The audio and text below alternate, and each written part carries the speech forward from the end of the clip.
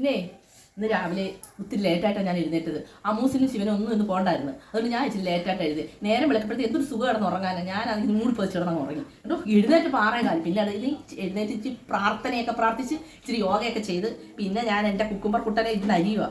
രാവിലെ ഇച്ചിരി കുടിക്കാൻ നിർവഹിച്ച് ഞാൻ ഇതാണ് കഴിക്കുന്നത് നിങ്ങളോട് ഞാൻ പറഞ്ഞിട്ടില്ലേ. അങ്ങനെ കുക്കുംബറൊക്കെ കുടിച്ച് ഞാൻ ഇച്ചിരി ഇഡ്ഡലി ഉണ്ടാക്കി കേട്ടോ. ഇഡ്ഡലി പിന്നെന്തോന്നു നല്ല ചമ്മന്തിക്കറി, നല്ല വെള്ള ചമ്മന്തിക്കറി കണ്ടോ. ഇതെന്തോന്നു സാമ്പാർ കണ്ടോ. നിങ്ങൾക്കൊക്കെ എന്തോ രാവിലെ ബ്രേക്ക്ഫാസ്റ്റ് എന്നൊന്ന് കമൻറ്റ് ചെയ്യണേ. അപ്പോൾ ഞങ്ങൾ ഇഡ്ഡലിയൊക്കെ കഴിക്കാൻ പോവാം.